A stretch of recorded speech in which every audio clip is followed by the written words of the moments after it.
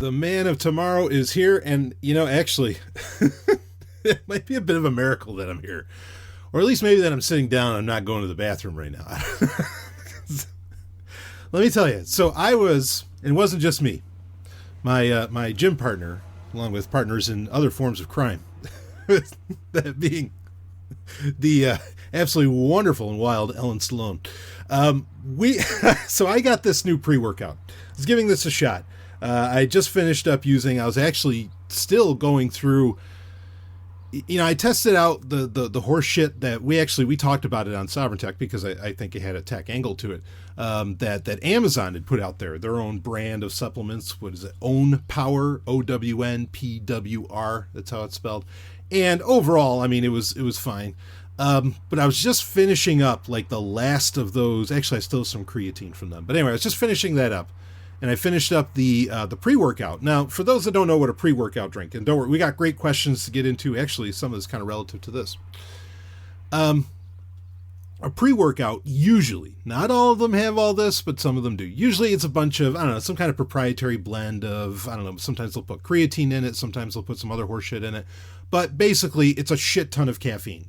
Okay, now old school bodybuilders, people that worked out, whatever, what they would do is before they went to the gym, like 20 minutes before, they'd have some coffee, and then they'd go in there and they'd use the caffeine to, kind of push them a bit over the edge, give them that extra edge, actually.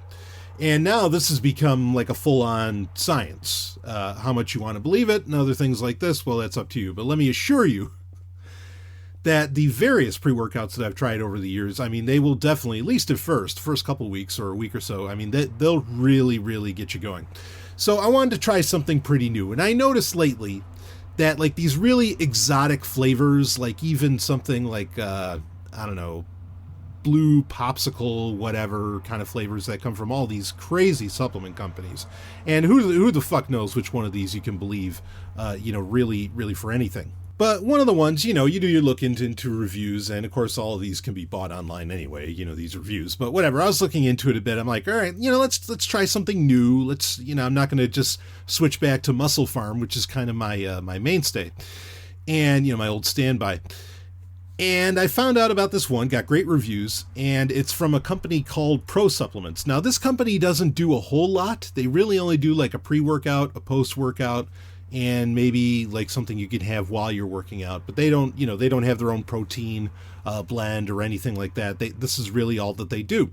And I'm kind of intrigued by that, and I actually like that when a company really just, sticks to what they're good at and doesn't, just try to become a catch-all or, a do-it-all or a one-stop shop for all kinds of things. Not that I don't appreciate those either. Muscle Farm's certainly good for that, but anyway, you get my point. So I tried this out from Pro Supplements, and it's called Mr. Hyde Nitro X. Now, I love the name, Mr. Hyde. In fact, they have one without caffeine that's called Dr. Jekyll. That kind of fits. It's very clever of them. But I really dig that name, and of course, people that know me know why. But regardless, I didn't realize when I picked it up. Like, I read the reviews and everything. Somehow, like, the caffeine content in this thing escaped me. I didn't realize, like, that it has literally somewhere over 400 milligrams of caffeine. This is definitely, this is double what your average pre-workout has. And it even says, like, on the directions for use when I got it in, it even says on it that, don't drink past or don't drink 4 hours before bedtime, something like this. And then it says this contains double the amount of your average pre-workout. Again, very true statement. I can't speak much to, fortunately I took it earlier in the day. That wasn't until, because another warning it has on it is that don't drink this with other caffeine products. Now, I didn't know what the fuck that meant. It's like, wait, is this the only thing I should drink all day that has any kind of caffeine? Like, I was a little unclear as to what was going on there, because I had already had, what is a cup of coffee, right? Let's just say I already had a couple of mugs of coffee. Hopefully those mugs weren't like the biggest things in the world, but well, we'll leave all that to imagination. Anyway, I decided to finally have this. I give, Ellen has one as well. And we go to the gym, and, like, on our way there, we were starting to feel it. It's like, whoa, yeah, there's kind of this buzz going on and everything. I'm feeling it in my eyes. I'm not exactly sure where Ellen was feeling it, but she was feeling it. And we get to the gym, And, start our workout and everything. And man, I mean, you are feeling that buzz. And I was really feeling it. Like so first thing I do is I go to the calf machine. Unless it's leg day, I go to the calf machine first. I go to the calf machine and I have to max that thing out anyway, which I think it goes up to a little over 300 pounds. And so I have to max that out as it is. But, I'm doing that. And I am just blazing this fucking calf machine. I mean, I am really feeling it. And anybody else that drinks pre-workouts, you know what I'm talking about here. Where, especially when you get a new one, a new pre-workout that maybe has, I don't know, whatever, a different blend of some kind. For the first couple days, maybe a week, you really, really feel it. Then your body kind of gets used to it. It's still useful, but your body does get used to it a bit. You get a tolerance going, right? So anyway, it was one of those days where holy shit, am I feeling that? In fact, even today, I'm sweating. Okay, I am sweating drinking this thing, and I have significantly cut back on how much coffee I normally ingest in a day because I'm a little terrified of Mr. Hyde, which is kind of fitting, I suppose. But anyway, so we're working out, and as when Ellen and I finally caught up, because we kind of do separate workouts and we do some workouts together and everything, and we finally caught up, and it was or actually, I think it was when we were leaving afterwards. She says, I had to pee a lot. And instead of just laughing, I just looked at her, kind of turned slowly and you too? I don't know what was in this shit. I don't know what was causing it. It wasn't like we were drinking that much water, or, you drink plenty of water when you work out, but it's not you're used to that. It's the same amount of water you always drink. But this stuff makes you pee like there's no tomorrow. I didn't see that in any of the reviews. If there were, I probably would have read this for an online review of the week on Sovereign Tech or something. But man, and it's a bit, that kind of sucks because, you're in the middle of a workout, right? And you don't want to have to stop over and over again to go pee because generally, you want to make the most of your time at the gym, and you don't want to rest too long in between exercises or sets or anything like that. And if you got to go off to the bathroom, that kind of sucks. Yeah, I don't know what the hell's in this shit, but wow. But first off, for me, I can certainly say for me, it had me, I was awake the rest of the day. And not even, I wasn't awake, I was stimulated the rest of the day. You just felt wow, even if I wanted to close my eyes, my eyelids would not comply. That's just how it felt. Even if I felt really tired a little later on in the day, it was the weirdest goddamn thing in the world. Anyway, this stuff's pretty intense. I imagine I'll get used to it in pretty short order. I don't know if I'm going to try it again. We'll see as I go through this. Usually you get into a month's worth every time you buy one of these things or so, or maybe a little over a month, depending upon how many days a week you end up working out. But I'll tell you this, I'm definitely going to take a week or two off of it when I'm done. If I don't keep using Mr. Hyde, I am really going to take some time to let my body readjust, because otherwise, if I take something with half the amount of caffeine that this has, I'm not going to be ready to go. You know what I mean? I'm not going to be ready to go. I'm not going to feel the caffeine because it's just going to be so much less than what I'm used to. So I'll give my body time to recalibrate afterwards. But holy shit, if you want to try something that'll get you going, that will get you ready to go, Mr. Hyde Nitro X, they're not a sponsor, but fuck. And I don't know if I take them as a sponsor either, because this shit scares the hell out of me. It was really, or should I say, it scares the shit out of me. In fact, that was another thing. We're well, maybe it wasn't just Pete that it was making us do. It was pretty bad. We'll see. I'll if you want, I'll keep you updated. Anyway, yeah, got to get to the gym later. So, all right, speaking of health stuff, which I actually get a lot of questions about that, but speaking of health stuff, got an interesting question here that's in response to an offhand tweet that I made. And you can find it. I could find it if I was really looking for it. I forget what exactly the original tweet was that I made. It was something anti-war, and then somebody responded. I don't even know who they are. And if you're a patron, I'm sorry. I apologize. I just don't recognize your name. But they said, it's yeah, and let's not forget to, let's not unnecessarily kill the animals and blah, blah, blah. And I said, well, I've been a vegetarian for a while now. So, I hear you. But anyway, so this question, I'm going to guess, is in response to that tweet, because otherwise I've never talked about the fact in recent times that I've been a vegetarian for a while. So, well, anyway, I'll read the question here, then we'll get into it. We got a couple other great questions. Actually, a great, well, I had a lot of people email me about this, but a great tech question to get into. And, well, we'll get into a little more entertainment. And we have an interesting album of the week as well to talk about. Very interesting album of the week, actually. So here's the question. Hey, Stallion, I think I saw on Twitter, all hail Lord Dragon. Woo, thank you. Yeah. I think I changed my Twitter handle to that just for the shits and giggles, as they say. That you've been a vegetarian for some time now. I was shocked by this, as you've had some pretty ardent defenses in the past on Sovereign Tech about eating meat. What's with the big change? Not a criticism. I'm actually happy to hear it, as it seems to jive more with what I know of your own ideology, but I'm still very curious. Some new health claim? Okay, all right, so let's talk about this. So if you, and I understand you're not criticizing me, okay? So it's been a few months, not like a long, a terribly long period of time. Like, I can't say I've been a vegetarian for a year or anything like that. So I'm not exactly like the strictest of vegetarians, okay? And I'm certainly not vegan. I've been a vegan in the past. I've talked about that many times, and kind of my concerns around that.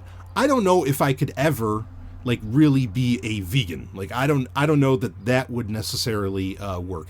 Maybe based upon some things that I've tested over the past year, but I'll explain what's going on, as far as all of that goes. So if you've listened to me in the past, now, any time that I've talked about diet, I've explained that there are, especially with like veganism, specifically veganism, I have explained where there are advantages to that. Like, if you want to get, engage in weight loss, things like this, veganism can really, really make that happen, especially, veganism more than anything, well, the low carb diet works great for that too. I've talked about all kinds of diets, and I've always, two things. One, I've always told people, I don't care what diet you do whatever diet you want to go for. Okay, I've made that abundantly clear. And the second thing that, because basically I said, all diets like seem to work, certainly at first, because you're getting rid of a lot of the processed foods, right? Like, usually when you start on a diet, you're going for, a higher class, shall we say, of food.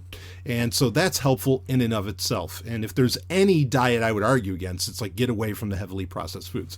That I would argue for. But regardless, anyway, so the other point that I've brought up, and there are plenty of episodes where you can hear me talk about this, is that, I think the ethical arguments are totally on the side of vegetarians and vegans. Completely.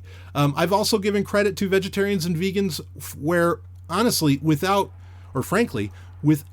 any, there's no need for a government edict. There's no need for any of this stuff. They completely changed the culture.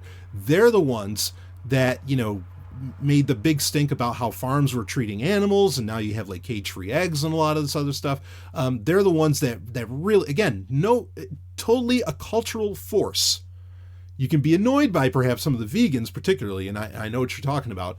But just as a cultural force, they literally changed the way that we shop, what's available in stores, the whole thing. It's pretty remarkable stuff. Anyway, so I have consistently said that, yes, the ethical arguments are on the side of the vegetarians. They really are. The best argument I've ever heard for eating, for eating meat and for hunting is that the average animal, and this was like part of a New York Times contest, I remember, because they put out this big question out there. But anyway, it was also in the book. There's the book, The Paleo Manifesto, and this was part of that book. This is kind of the argument. And in fact, even in that, I forget the author's name. He's been to Porkfest. But anyway, the book, The Paleo Manifesto, the author, even he came out and, basically said the same thing, that, the ethical arguments are on the side of, the vegetarians. But basically, he said the argument for eating meat would be that, the average animal dies from starvation anyway. Like, it's a far more horrible death than generally the quick death, perhaps, that a human would give it. And I understand that. And also there's the argument that there is a certain density, a nutrient density that meat, that, anything that we've replicated, the Impossible Burger, the Beyond Burger, all this other stuff, though the Beyond Burger was a very convincing thing for me as far as going to vegetarianism, but I'll talk about that more in a second. None of it matches that nutrient density that meat really provides. And I get all of that, but even then, we're still conceding a lot of things where, again, I think that the ethical arguments are on the side of the vegetarians. I mean, why would you, I'm not here to preach to you, to tell you to do this or that, or to shift, or to become a vegetarian, or anything along these lines. In fact, there was one episode where a guy, he gave me a tweet storm, and I responded to it in like the first segment of the show because it was very well thought out. But yeah, I'm not into killing people. Why would I be into killing anything? And yeah, the arguments are going to, I can already see the emails coming in for this saying, well, but, plants feel pain. And, even if you're a vegetarian, you're still killing plants, blah, blah, blah. There are big conversations to have around all of that. And some of that stuff is a bit of anthropomorphizing, to put it simply. But regardless, I have come to a point with my diet where, okay, I was debating whether or not I was going to share this with you, but I'm going to share it with you. I have had people with varying degrees of closeness in my life who have made the claim that if you are a vegetarian or vegan, you are experiencing some kind of trauma. There's something very wrong with you. And there's just a shit ton of judgment that comes around that. And I have always disagreed with them on those judgments. I have always said that's just, I can't even imagine. Like, it's one thing if you're having, if you're taking in a carcinogen or something like that. That's one thing. But to get into these arguments that there's something psychologically wrong with people if they're a vegetarian is fucking mind-boggling to me. And I guarantee you the names of the people, plural. If you're listening to me, you probably know the names of the people that have said this very thing. Anyway, bottom line, I've never thought that. That's just never been my way of thinking on this. And as I said, I've consistently said on Sovereign Tech that the ethics is on the side of the vegetarian in every way. And for right now, or, not just for right now, I plan on this for the rest of my life. I am in the position where I can, I can practice those ethics and I can be a vegetarian. Now, I've kind of called it vegetarian plus. Another argument for, why I wasn't a vegetarian before was that it wasn't allowing me to meet my health goals, my body goals. Of course, I work out all the time, as I was just describing to you. And there's a certain size, a certain look that I am going for, a certain ability that I am going for. And I've more or less come to the conclusion, though, that, in our modern world with various supplements and everything else, whey protein and things like that, that's why I say I couldn't be a vegan, even though I know there's pea protein and there are vegan proteins out there. But with, if you're a vegetarian, there are a lot of, shall we say, more dairy options or eggs or things like this where you can get a ton of protein. No problem. Okay. So my goals are in no way hampered by practicing, shall we say, the vegetarian ethics, as it were. I've called it vegetarian plus because it's somewhat pescatarian in its way, where seafood can get involved. And I supplement iron, I supplement fish oil, I supplement vitamin B, various vitamins, vitamin B, and I make sure all that happens. Okay. But that's the thing, is that we're able to do that now. Okay. That's a possibility where you can still, if you go to the gym, if you're trying to be, this monster, okay, physically, then you can really pull that off and still be a vegetarian. Being a vegan, I don't know. I guess it'd be a pretty expensive proposition probably at that point, but yeah, this, there's no health claim. There's nothing like, oh, I read this thing and I found out that oh, holy shit, being a vegetarian is this much better for you. I'm not saying that it isn't, but I'm also saying that that's not what, ultimately kind of convinced me. My life and lifestyle changed recently. Of course, I've talked about that very openly on this show, or on Q&As and everything. And so, being a vegetarian is honestly, it's a downright convenient thing to do, and I'm enjoying it, and it's great to. I mean, I'm not saying that like the paleo people are necessarily wrong. I think they have a lot of great points that they bring up, but someone else. There's a great book, I've recommended this book many times over the years, written by Sylvester Stallone, called Sly Moves. And in that, he talks about, he has varying concerns about low-carb diets and about, like, more of the paleo kind of stuff, even though that wasn't exactly a thing yet. But basically, his concern is that if you, like, there's that certain 10 pounds that only a low-carb diet can finally eliminate, okay, for you. And he talks about how that's actually incredibly unhealthy. Of course, we know, like, we adapted that to be able to survive if we had to go a day or two without eating or something, right? That's what that extra 10 pounds is for. But he has arguments in his book about where that's, it's actually really unhealthy, and you even look unhealthy, when you cut out like that final 5 or 10 pounds or whatever that only a low carb diet, can really eliminate. So I am not so hardcore against the carbs anymore. Okay. And, it's been enjoyable to, oh man, boy, there's so many things I want to say on this that I'm debating on whether or not saying. Like, there was a time, let me tell you, and I hate to admit that, like, that even I can kind of fall prey to some of these pressures. There was a time when I first moved to New Hampshire. So, in fact, that's going to be 8 years in just a few months.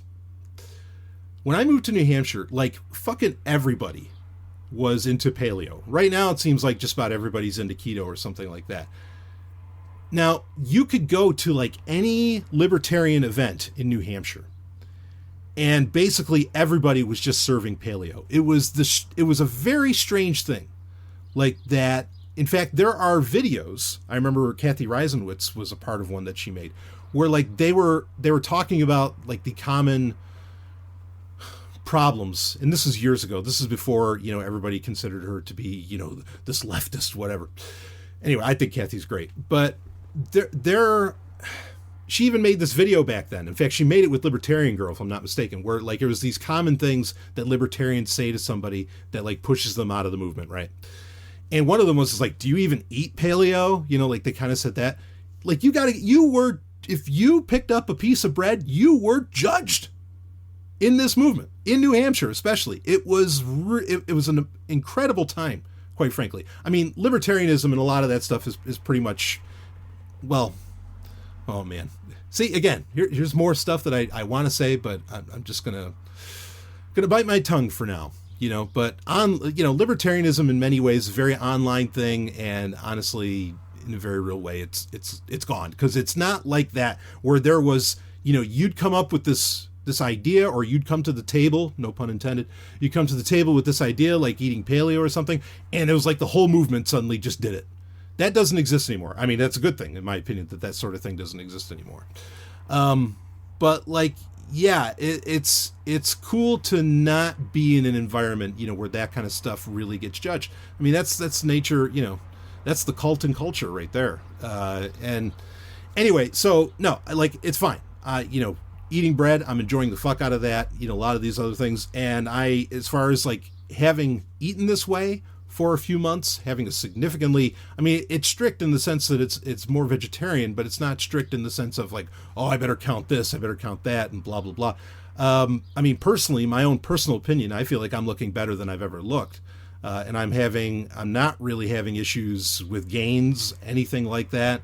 Everything's moving right along. Granted, like, I'm having multiple, protein shakes a day, I'm getting in that protein from other sources, but that's just it. You can get that protein in from other sources. And the kind of working out that I'm doing, even if I were eating meat, I would still have to supplement a ton of protein. Otherwise, I mean, this is a problem, with like crazy bodybuilders, the guys at Mr. Olympia, and I don't say crazy with disrespect, I say with respect, they, they'll even tell you, like, they can't eat enough. Like they have to keep eating, and they're just like, they're constantly full, and their body's just burning it up, so quickly. And if anything, it's more efficient for them. Like, the only way they can get in the nutrients that they want without, having to throw up, from eating so much, is to do it, through some kind of supplementation. So anyway, that's where I'm at with all of that. And yeah, boy. Yeah, I mean, I suppose there's other places I go with it. If you have more questions, if you want to ask me on that, go ahead. But just for clarity, that's what's going on for me. And I don't see it changing because it's not interfering with my goals at all. And it allows me to, take a lot of, like you mentioned already, my personal ideology allows me to take it to the next level. And I'm always game for that. I mean, a lot of the things, because I was really ardent about paleo for a long time. A lot of the things that, not so much the diet, but like more of the lifestyle choices within paleo. I mean, I definitely still buy into a lot of those, like wearing 5 fingers, like I still see the advantage to those. A lot of the other stuff, like there was the great book by Mark Sisson, The Primal Connection. I think that book is still very valid. I think it's still totally worthwhile to read because it's a lot more than about the diet. It covers like just ways to experience the world, getting outside more and all of this. And look, folks, I mean, I'm doing that. I'm not in the dungeon in the BDSM studio all the time anymore. And I mean, I'm getting out there and just enjoying the outside. I mean, and I recommend you do the same. I mean, the tech world likes to keep us very insular. But no, get the fuck outside and leave your phone at home, for fuck's sake. Do it. And anyway, so yeah, that's to answer your question. That's what's going on. I appreciate that you weren't criticizing me and that you recognize that it matched in with my personal ideology that I've been espousing on the show for a long time. So feels good. That's what I really have to say on that. But if you have other questions on the matter, ask away. And I'll gladly talk about them. Now, let's get into our next question, which this has to do with, in fact, this is something we addressed a couple times already on previous Q&As over the past few months, and this is a tech question that has to do with Chrome going with they have a new, what they call Manifest v3, which is basically a new standard, set of standards that they're going to be putting into the Chrome web browser. There is a concern, and I think this is back in February of this year, 2019, that Manifest version 3 was going to basically eliminate a lot of the capabilities of various Chrome extensions. Particularly, it was going to affect ad blockers and their ability to scan web pages, for the JavaScript and everything that they need to block. Raymond, is it Gorehill, right? Is his name Raymond Hill or whatever? But that's his developer name is Gorehill. He, the developer of uBlock Origin, which is just maybe the greatest extension ever made. I don't know, next to LastPass, but no, I dare say uBlock Origin's better than that. It's the only one that's like, they baked it into the Tor browser, didn't they? I mean, it's so brilliant. He was, kind of raising the red flag on this, very concerned that, wow, this is going to fuck uBlock Origin, Chrome, you're not going to really be able to block ads, blah, blah, blah. And after a lot of concern was raised, basically, it seemed like Google had backed off. However, now Google is doubling down. They have changed their mind again, and they are saying, oh, no. They basically, they let the dust settle, and they said, no, we're going to continue, and yep, your ad blockers are going to be fucked. This is a very real concern, and I had a lot of people email me about this, asking, hey, what the fuck, what do we do about this? This is crazy. A lot of other people saying, yeah, hashtag fuck Google, as I often say. And yeah, I mean, really, folks, I've been telling you to get off of Chrome forever. I've been telling you to not use it forever. I've also empathized, though, and sympathized with people who, for business reasons, they have to use various Google services, and Google puts in, and we know that this is true, Mozilla has come out and said, oh, the Chrome browser is favoring Google services with unique abilities on YouTube, on Google Drive, wherever else, okay? I understand why some people used Chrome, and it's not like you can just use something that has a Chromium engine. You had to use Chrome, because Chrome has that 5% of code that makes all of Google's little services work that much better in Chrome, right? That 5% that's not open source. But regardless, I've been saying, well, then, you're going to have to get off of, stop using Google Drive, blah, blah, blah. But I've really understood why people have said, that they want to use Chrome. I mean, I'll say it right out. Yeah, the ultimate answer is get the fuck off of Chrome. In fact, it's amazing how Chrome is, removing so much user control, and how Firefox is really what they're doubling down on is like, what now there's I forget which trackers they're blocking now, but they're blocking them by default. They're just constantly by default blocking more and more tracking shit. Every new release of Firefox. It's really, really incredible. But yeah, get the fuck off of Chrome. Okay, that's the very quick answer here. And you can get uBlock Origin for, well, you can actually even get it for Opera too, but I don't have a problem with Opera in the abstract. There are concerns to have around Opera, hashtag China perhaps, but I don't want to speak in hashtags. It's horrible. God damn it. This is what happens when I get back on Twitter, for fuck's sake. Anyway, use Firefox, or, hell, if you want to, you can start using the Tor browser more regularly. There's a lot of options, I think, to go with outside of, I mean, honestly, even using, the Chromium version of Edge is, if you're a Windows user, you have to use Windows. Why not? You're engaging in software minimalism and account minimalism. Okay. You're using what's there, and, the Chromium edition of Edge, I mean, I've tested it out. It works pretty damn good.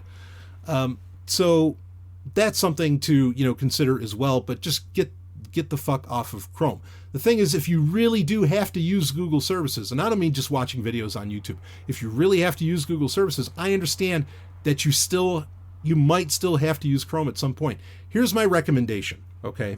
And it's not the most expensive one, but here's the score. A couple options. One, if you cannot switch over to Firefox, okay, if like you have to use Chrome, two options to go with. One is buy a sub $200 Chromebook, okay, and just use that to do all your Chrome bullshit. Log into it as a guest, or if you have a G Suite account, log into it with that. Make it a separate device for that workflow. Okay, that's my first recommendation. It might not be my best. My best recommendation, what I really think you should do, and it's cheaper than even a Chromebook, but I still want you to pick up some hardware, is get a Raspberry Pi, okay? Actually, there's ways, if you have like just a computer laying around, you can end up running it in this if you need to. But it's called Pi-hole. Now, I know there's a collective laugh that was just heard. I've mentioned this before. Okay, Pi-hole, which you can find at pi-hole.net, okay, is not a reference to an orifice in anyone's body. Pi-hole is just that. It's setting up basically, you're setting up an ad blocker on, like if you're using a Raspberry Pi, which is where the name Pi comes from within it. It's setting up an ad blocker that when you connect that via Ethernet, like to your router, okay, it will network wide. It will block ads, and it'll do it in Chrome because it's happening on the network. It's not happening within the web browser itself, how it traditionally happens when you're just using an ad blocking extension.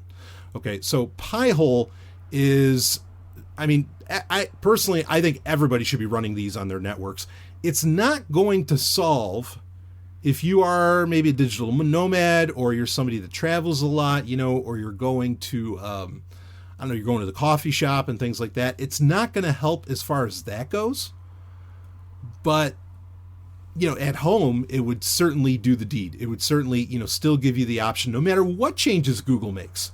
It would give you that option for where ads are just going to be blocked across the board.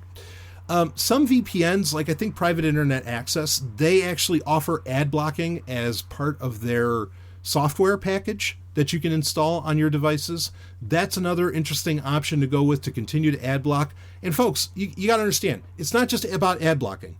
Even though I think blocking ads is very important for the security of your device and thus your digital/life, because where's the difference anymore between digital and physical? Okay. It's not it's not just that. It's not just about ads, because ads can serve you malicious code. Okay. It's also, you have, what is it, like, was it CoinHive or whatever? Like these various cryptocurrency, mining JavaScript that get put onto websites now, because there's more than just CoinHive. There's a bunch of them now. And some other ones are shutting down as well, but they're out there. To secure your device, to have control over your device, to not allow some crazy JavaScript to, use various cycles of your device, you want to be ad blocking. It is absolutely fucking essential, okay, to survive, in my opinion, for a device and for you to like really successfully survive the interconnected world that we live in. Okay. So those are, I guess I gave you three options. Okay. One is just, get a Chromebook that only handles that workflow. Okay. Of where it needs to be in fucking Chrome. And when you do that, then on your main device, your primary device that you like to use, you use Firefox. Or hell, if you want, go ahead, fucking use Brave if you really want to. Or use Edge. Just use something other than Chrome. If you're on Mac, obviously use Safari. That's a no-brainer. You should do that anyway. Because if you're in Apple's ecosystem, use their shit. Like really, they do. I'll give them that. They do a fairly good job of what they put into their shit. So, go ahead. Even though a lot of people obviously don't use it, because I very rarely see somebody on a Mac that isn't also using Google Chrome. That's besides the point. Okay. So, use an alternative web browser, have that Chromebook that handles the Chrome stuff. Other option is have a separate device, or maybe a Raspberry Pi that you connect to your home network that runs the Pi-hole software. Okay, you can do that as well. That's a great option. I know it's not going to help you abroad, but it's a great option. The third one is see if your VPN provider that you're getting, if they offer ad blocking when your VPN is on, because you should be running your VPN on, have that on at all times anyway. Okay, so that would also be a very helpful option as far as that goes. So there's your three of what to do about that because of Manifest V3. Look at that. And, anyway, if anyone else has any other tips that they want to give, send them my way. Let me know. But, yeah, let's get off of Chrome, because it's starting to get, it's already been getting ugly for a long time. Now Google is really, really clamping down. Which is ironic, because everybody's like, oh, they open stuff up. Oh, this is so great. People, since they open up 95% of the Chromium, of Chrome's code, other companies can take advantage of what Chrome can do, blah, blah, blah. But they're never going to let go of that 5% though. No way, motherfucker. They're going to hold on to that 5%, because in that 5% is where they can make all the magic happen that keeps people generally on Chrome. And, this very much speaks to the fragility and the lack of options you get when you exist in a monoculture of any kind, but certainly in a web browser monoculture. And this is the real danger that can happen. So anyway, all right, let's move on to, we got our last question, then we'll get into our album of the week here. So let's see. Okay, Sabzu, loved your Batman review series with Ellen. I'm amazed at how much you downplayed the Christopher Nolan trilogy, though. Christian Bale, and thank you, first of all, for enjoying that series. We're going to do more of those, a lot more of those. But anyway, continuing, Christian Bale is the perfect Batman, and I think all other Batmen will be unbelievable at this point, and already have proven to be so. Okay, so before I get to the last bit, because it's going to talk about the new Batman, okay, the new Batman. Let me comment on some of this. So, we haven't, Ellen and I together, we haven't watched the new Batman trilogy. And that's fine. We have busy schedules. And I'm not downplaying that Batman trilogy. They're tremendous movies. They're great. Christian Bale is an awesome Batman. I just because I didn't tout or compare often in the review series that I did with Ellen, that doesn't mean that I didn't love those movies. I mean, I really, really do. I think they're fantastic. They're not like the first thing I think of when I think Batman. The first thing's really the first thing I think of when I think Batman is I think Adam West. Then I think, Michael Keaton and Val Kilmer. And then I get to Christian Bale. That's not downplaying, the Christopher Nolan trilogy at all, because, I mean, they're the most fairly recent renditions, minus, Ben Affleck's version in, Batman v Superman, which I didn't think he did a terrible job. I was amazed that he didn't do a terrible job, and that might speak actually to the end question here that this person has.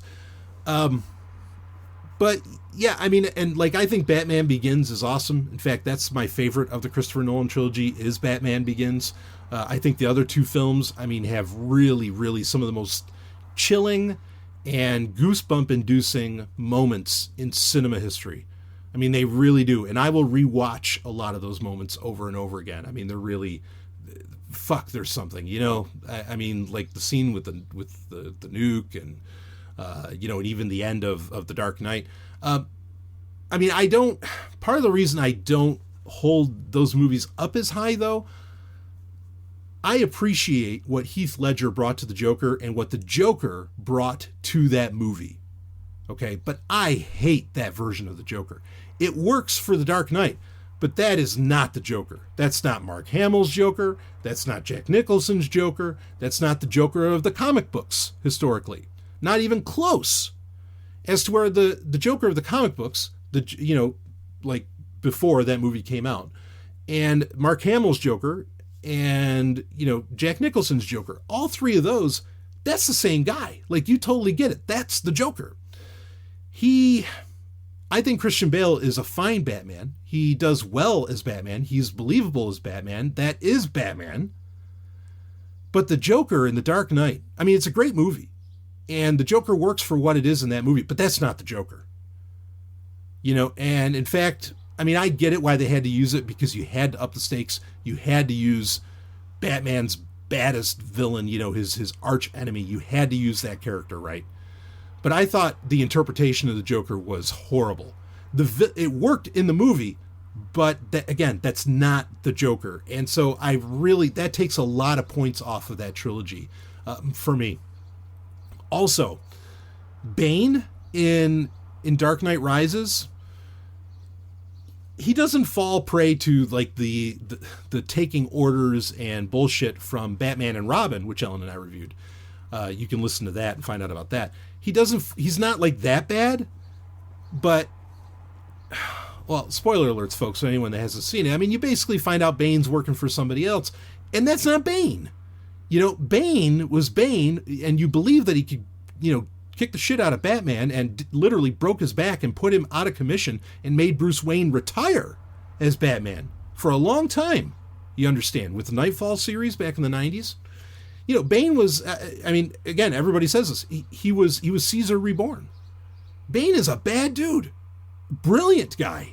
And he doesn't take orders from shit. He's the guy that gives the orders, and so it just, I feel like, I mean, Bane's better, certainly. I mean, again, the character, Tom Hardy as Bane in Dark Knight Rises, he serves the plot, but it's not Bane. Okay, you get my point, and it's not like, and these movies don't fall prey to the problem where there's a lack of development of the villains. Like, that's a problem with the Marvel movies, right? Is that most of the villains have very little development, and they're really just there to be a foil for the hero and maybe serve the story a bit. Ledger's Joker, Hardy's Bane, those have great character development, in my opinion. They're totally believable, and you get it, and they feel like a threat.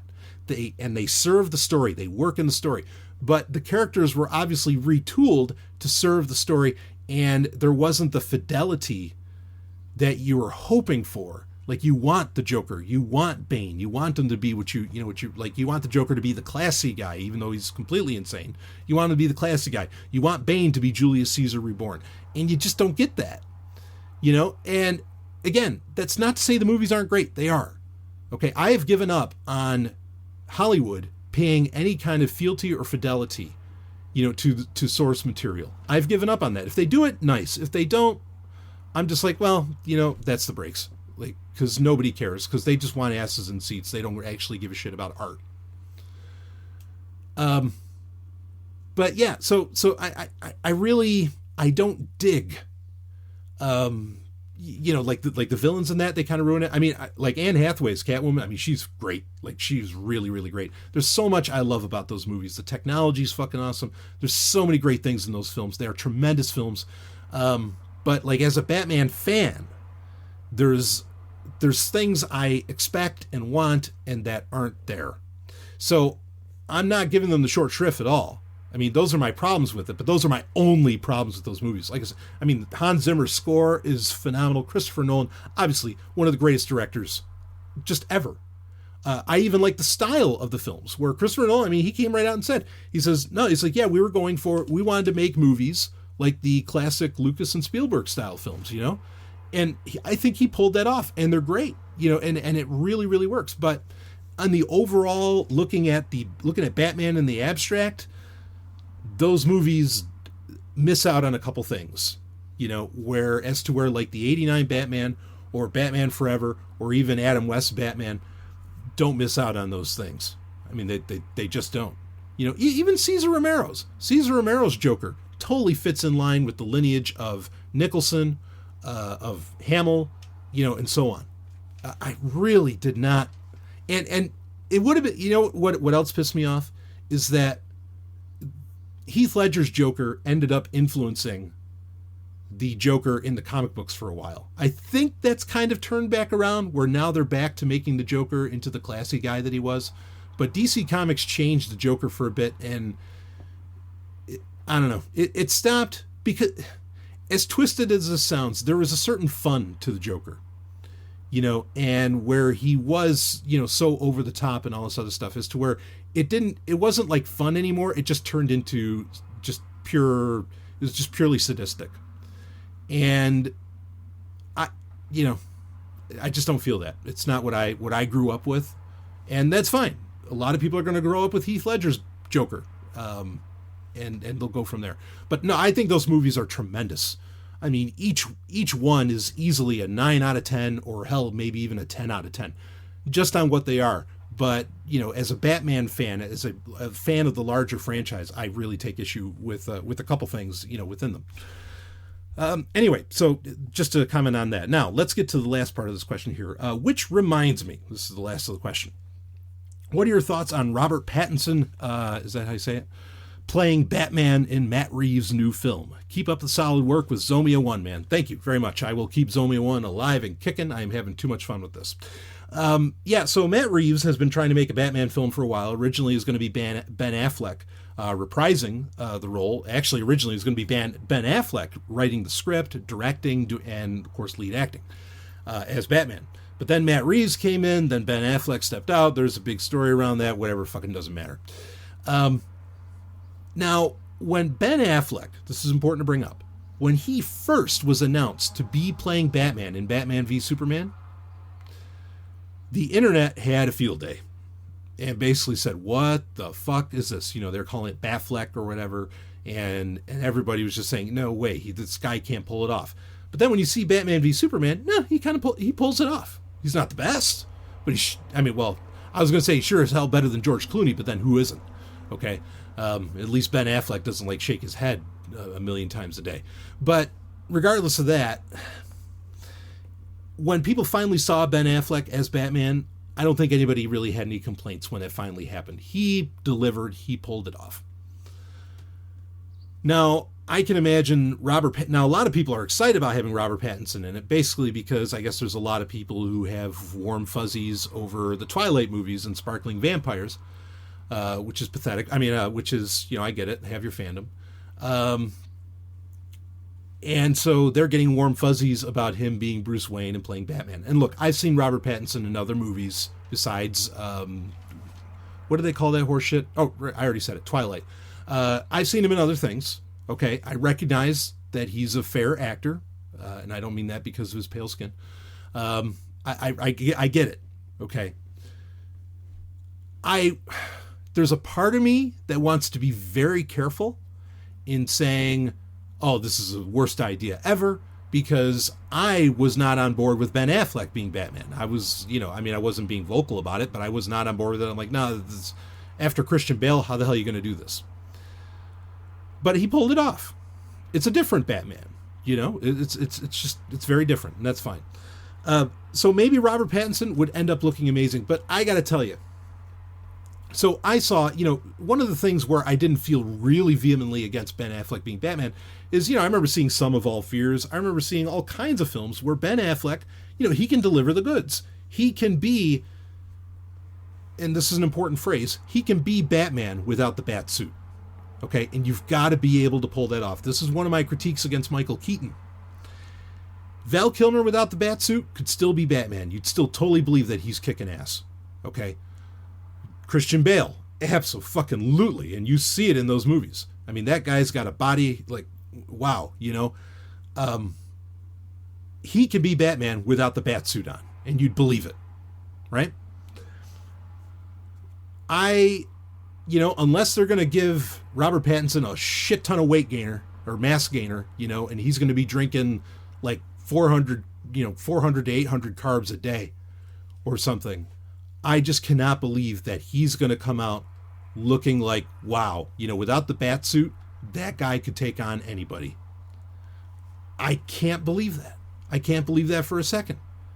There's a reason, I don't know, that he never, I barely remember the Twilight movies, but I don't remember him ever ripping his shirt off, but then Jacob, right, the werewolf, that kid was jacked.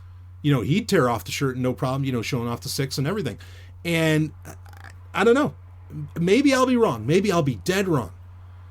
But if you're the kind of person, and I know a lot of people who are saying, oh my God, Robert Pattinson is going to be so great as Batman. If you're the kind of person who complained about the rubber suits with Batman, and you're okay with Robert Pattinson being in it, you're a fucking hypocrite. Because there's no way he's going to believably take on any Batman villain without wearing a suit that makes him look like Arnold. You know what I mean? It's just, there's no way. So, whatever. He can act great. I'm not excited for it at all. I think this movie is so troubled. There's a chance it could end up being a really great thing. But I actually agree with the emailer here. I kind of agree with you. That Christian Bale, I don't think he's the perfect Batman, but he's damn good. He is so good. And it is hard to follow that up. Like, Ben Affleck did a good job, but nobody, I can't imagine, like, today, I think everybody basically thinks Christian Bale when they think Batman. They will never think Ben Affleck. Ben Affleck will be thought of as Batman in the same league, even though he's far better, but in the same league as like George Clooney, where people will not remember that as, him as being Batman. It's just not going to happen. And that stands as a positive for Robert Pattinson as moving in on the role.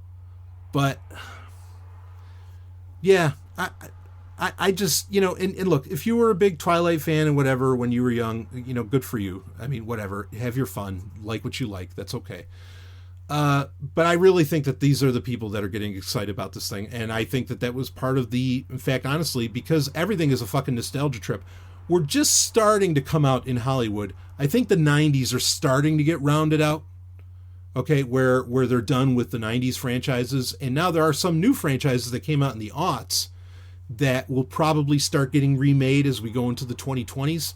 And, Robert Pattinson, quote unquote, coming back and being Batman is definitely going to appeal to the people who grew up with the Twilight movies, right? So Hollywood basically runs on nostalgia now and not creativity. And don't tell me it always ran on nostalgia. No, it fucking didn't.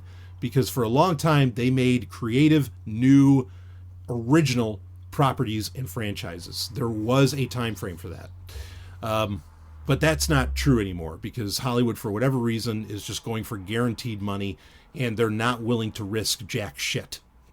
So that's really what this is about. That's really, Matt Reeves can talk about all day long. No, I chose him because Robert is the perfect actor, blah, blah, blah.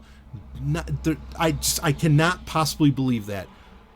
How could you go down the list of all the actors who made a movie this year and nobody in their right mind would say Robert Pattinson for Batman? Not a chance. You wouldn't even dream of it. There's a million other people that you would end up choosing, before you do that. Mind-boggling. Absolutely mind-boggling. The choices being made for a lot of these casting calls. I think I talked about this in some recent episode somewhere. Like the guy they chose for He-Man to play He-Man finally, wow, what a dropped fucking ball. And I don't know what the score is. I don't know what the deal is with a lot of these choices. It's all very strange. I could, rattle off names, no problems, of people that should be playing He-Man right now. People that can act at that point too, and could even be bigger in size than Dolph Lundgren. What a shame. What a damn shame. So yeah, I'm not really excited for the new film. I am absolutely not excited for Robert Pattinson. Whatever, they can do whatever they want. I mean, I already have the Batman movies that I love and the Batman media that I love. I don't even care. I think the comic book has been dropping the ball for a good long while now. But, we still have all of those great Batman moments that we can keep reliving and going back to these great stories. Folks, do this. Reread comic books. I've been doing that since I was a kid. Like, reread the issues over and over and over again. You really, I don't want to say all the great stories have been told, but the incentives in the comic book industry today are really, really very skewed. They're not good. Not for the big companies. Not for like DC and Marvel. But fortunately, we have tons of awesome stories from almost the past 100 years to choose from that we can reread again and dive deep into and enjoy. And especially with Batman, because Batman's such a psychological comic book, and there's so many like great quotes to take away from Batman that I think are really brilliant. In fact, one of my favorites, actually, while we're revisiting old material, hell, from the Christopher Nolan trilogy, loved it when, Batman says right to Catwoman, no guns, no killing. Fuck yes. In Dark Knight Rises, that was awesome. So anyway, check that stuff out. We got plenty to get into. We don't need any. Hollywood could, metaphorically burn up tomorrow. We don't, there's nothing new that needs to be made. There's so much beautiful stuff to explore that so many people haven't seen. And I know, because I know that out of the thousands and thousands of you, there's still a lot of you that haven't watched Babylon 5. I rest my case. Anyway, album of the week. Speaking of something new. This is a new album. It just came out. But granted, it's with a not new performer at the helm of this thing. Or at the head of it. And this is, so the band, this is very weird. This is, and this is getting to all kinds of issues of the music industry. Look, like I said, all right, entertainment isn't like literally dead, but it's limping along, and it's, someone's going to take out that last leg sooner or later here. And even as much as I love metal, even in metal, things are getting kind of weird. So, Sweet Oblivion is the name of the band. And it's a self-titled album, 2019, just came out. It's a metal album. So it's Sweet Oblivion, the album Sweet Oblivion by Sweet Oblivion. Here's the thing. Even on the cover of this album, it says Sweet Oblivion featuring Geoff Tate. Now, for those that don't know, Geoff Tate was the lead singer for a very long time. In the original singer for Queensryche, one of my favorite bands. Of course, now Todd LaTorre is on singing and drumming duties. But Geoff Tate was the guy for a good long while, and what a voice. I mean, that guy has such a tremendous voice.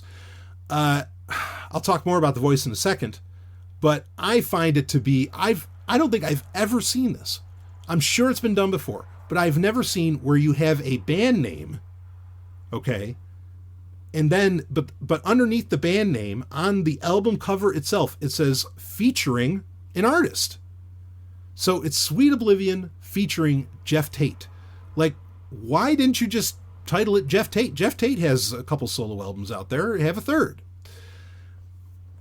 I'll talk more about that in a second, but to talk about the album itself, this is really, it's a solid album. Geoff Tate's voice is frankly sounding better than I've heard it in a very long time.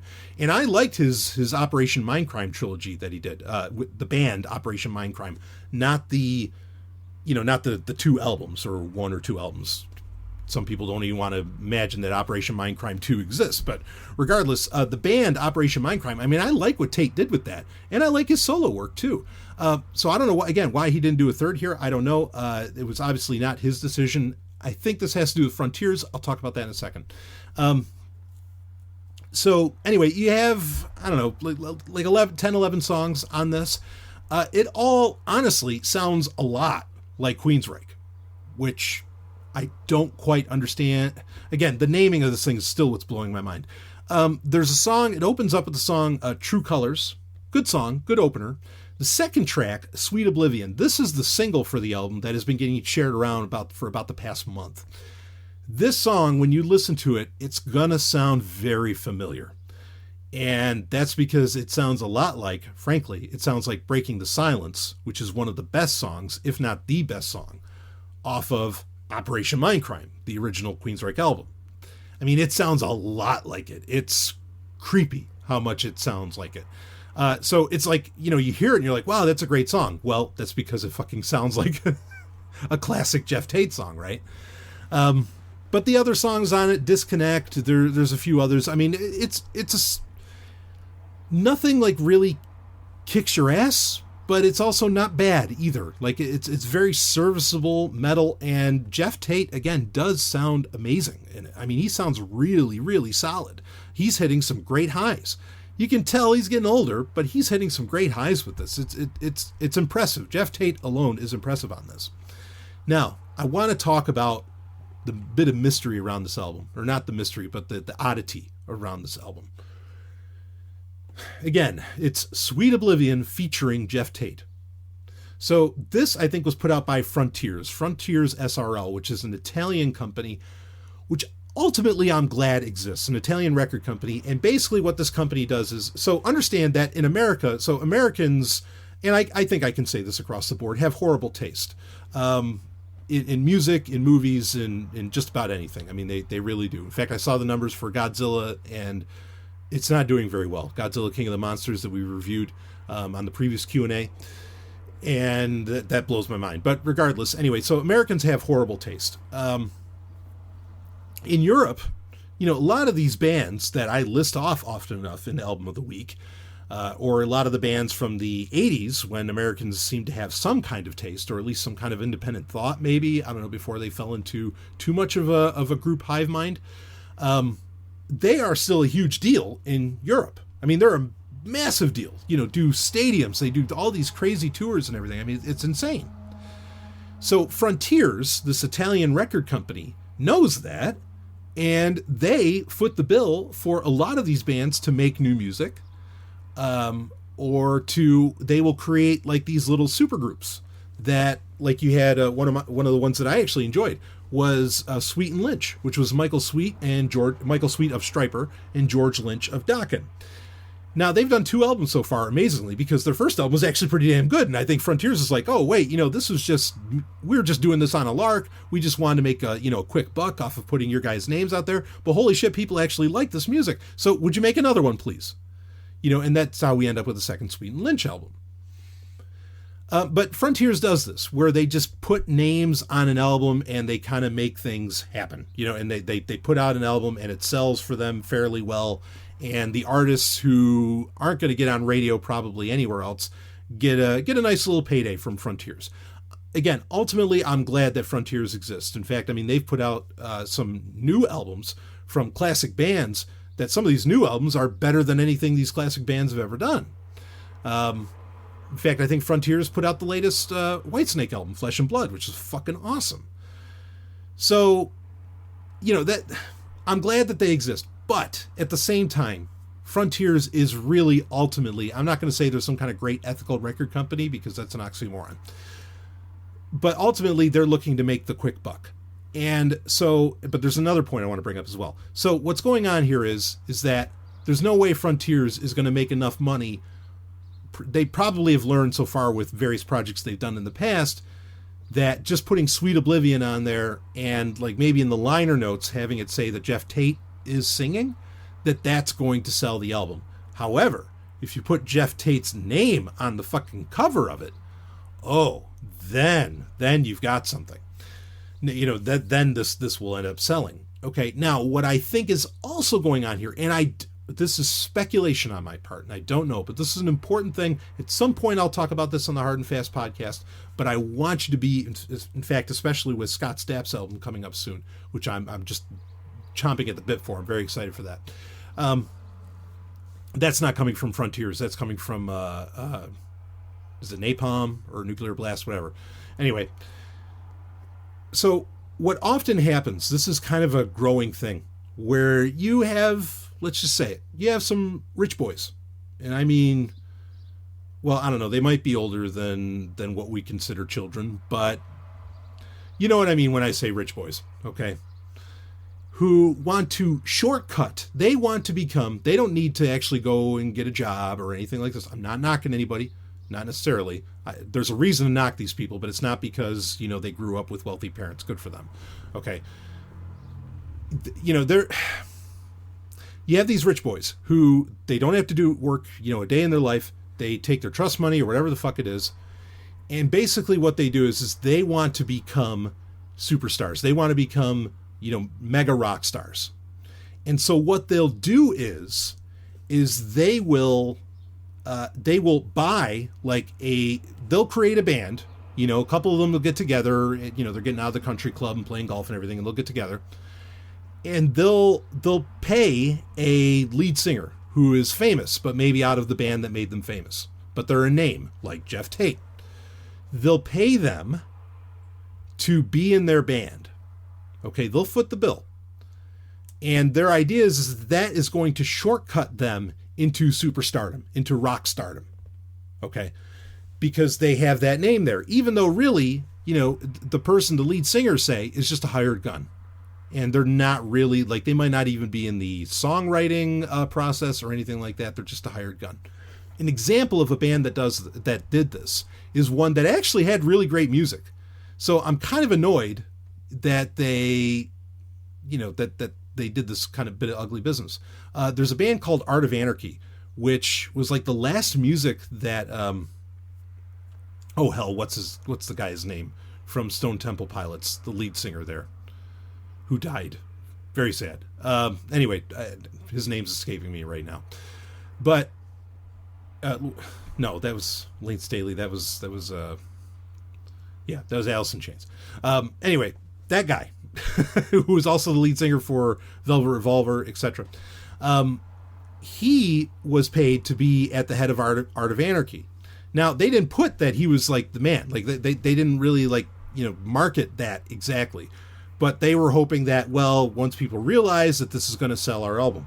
And it didn't. Their first album didn't end up doing very well. They end up doing a second album. In fact, they get ready to do a third, and they hire Scott Stapp, and they pay him something like $200,000 to go on tour with them and to be the lead singer, you know, on their album or whatever. But these are literally just a couple guys who are a couple rich kids who wanted to, again, shortcut, create a royal road effectively to rock stardom by, you know, without having to actually take the decades perhaps, or at least the years that it takes to become, you know, like a proven rock act or a proven metal act. They wanted to just skip past all of that and become a big deal instantly because they're attached to said and such name. Now, I don't know if that's exactly the case with Sweet Oblivion. I don't have enough data on the band. But it's very weird that here's this band, Sweet Oblivion, and they had to put underneath it, right on the album cover, it had to say featuring Geoff Tate. Probably what that means is that Sweet Oblivion is hoping this is going to get their name out there, because it's a good album. It's not great, but it's a good album. I could see where people would bang their head to this. Okay. But what they'll do is that eventually they will cut out Geoff Tate, and they'll bring in maybe somebody who sounds like Geoff Tate, maybe a Todd LaTorre, even though he's doing great with Queensryche. But they'll bring in somebody new, and then it'll just be Sweet Oblivion without the featuring Geoff Tate. So it's the combination of two things: the way that Frontiers does business, and perhaps it's like these rich kids, you know, wanting to shortcut, or whatever they are. Maybe they work their whole life and they earn their money and now they want a shortcut to it. I shouldn't be so, I'm really not meaning to be that judgy. I'm just I'm using my own verbal shortcuts, you understand? Okay. So they struck first. So, you know, I think that's what's going on here. I think that's because this is the weirdest fucking thing. You know, it's a good album. Listen to it. It hits. It's might even be better than the Operation Mindcrime albums from Geoff Tate's previous band, that being Operation Mindcrime. It's not better than Queensryche's Operation Mindcrime. I'm saying it's better than the Operation Mindcrime band. Okay. It's really solid stuff, but there you go. I think there's some funny business around it, and I still think that this is the weirdest damn thing for it to say Sweet Oblivion featuring Geoff Tate right on the album cover. Damned odd. But give it a listen. The song Sweet Oblivion if you're a Queensryche fan, you can't help but notice the roots of that song, and so it might be a little annoying, but whatever, it's out there. Okay, that's it for this week's Q&A. Ended up going, why am I going like 10 minutes extra on these things? I thought this was going to be like a shorter one. Didn't happen for you. I got your hookup. Anyway, I will see all of you on the other side.